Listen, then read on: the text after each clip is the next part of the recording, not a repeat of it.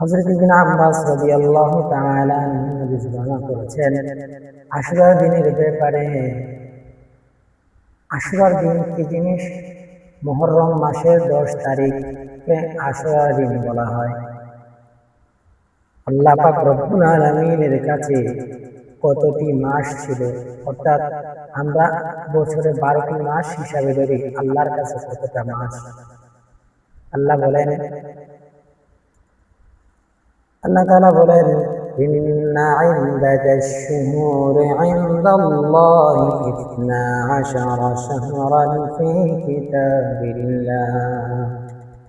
আল্লাহ তাআলার কিতাবে, আল্লাহ তাআলার কাছে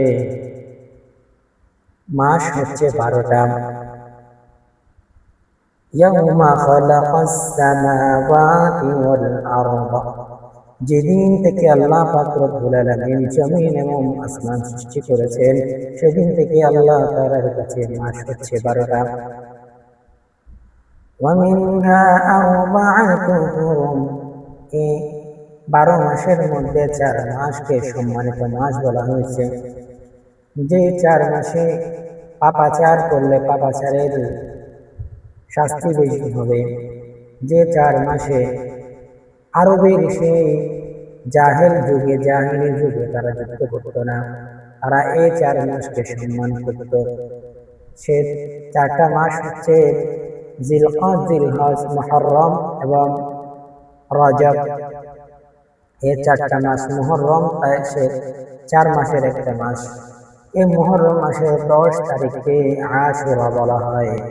আশুরা শব্দটি আশারা থেকে, আশারা মানে হলো 10। এদিন আল্লাহ পাক রব্বুল আলামিন শুকরিয়ার একটা বিষয় ঘটিয়েছেন, আবার দুঃখের একটা বিষয় ঘটিয়েছেন। মূসা আলাইহিস সালামকে আল্লাহ পাক রব্বুল আলামিন ফিরাউনের কবল থেকে বাঁচিয়ে আল্লাহ পাক রব্বুল আলামিন মুমিনদের প্রতি ইহসান করেছেন। সেজন্য মূসা আলাইহিস সালাম শুকরিয়া আদান রোজা রাখতেন। রাসূলুল্লাহ সেজন্য রোজা রেখেছেন। রাসূলুল্লাহ হাদিসে বর্ণনা করেছেন যে, রাসূলুল্লাহ হাদিসে বর্ণনা করেছেন, এই দিনে রোজা রাখলে আমি আশা করছি আল্লাহ পাক রব্বুল আলামিন পূর্বের 1 বছরের গুনাহ আল্লাহ মাফ করে দিবেন। সুবহানাল্লাহি ওয়া বিহামদিহি। তো এই দিনে আরেকটা মর্মান্তিক ঘটনা হলো কারবালার প্রান্তর। এখানে ইয়াজিদ বাহিনী নির্মমভাবে রাসূলুল্লাহর কলিজার টুকরা হুসাইন রাদিয়াল্লাহু তাআলা কে শহীদ করেছে। ইনশাআল্লাহ আমরা সেটা একটা আলাদা পর্বে আলোচনা করব।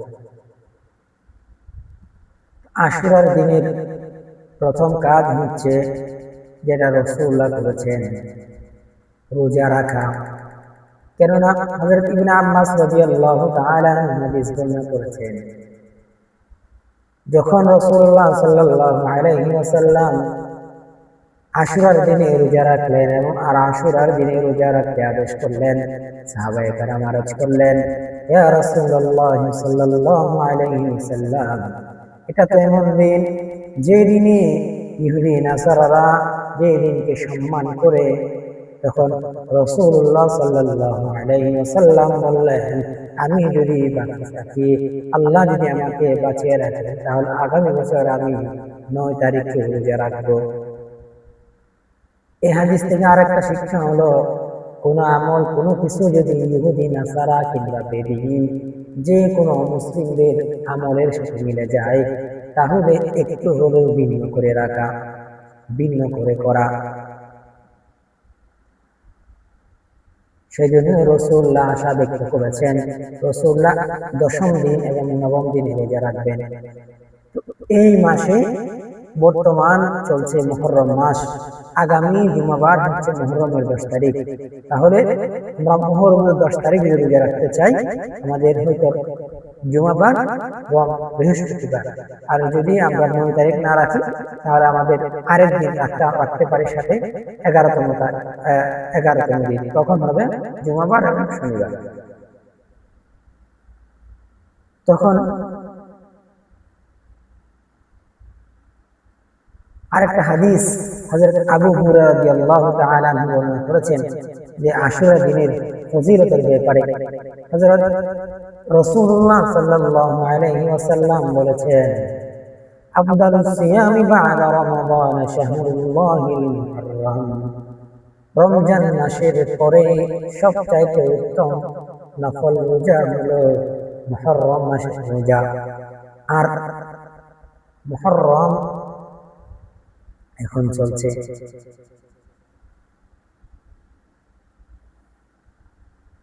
যেমনটা হযরত আবু হুরায়রা রাদিয়াল্লাহু তাআলা আনহু থেকে বর্ণিত, আন আবি হুরায়রা রাদিয়াল্লাহু তাআলা আনহু, হযরত আবু হুরায়রা রাদিয়াল্লাহু তাআলা আনহু থেকে বর্ণিত, ক্বালা, তিনি বলেন, ক্বালা রাসূলুল্লাহ সাল্লাল্লাহু আলাইহি ওয়াসাল্লাম, আফদালুস সিয়ামি বা'দা রমাদান শাহরুল্লাহিল মুহাররম,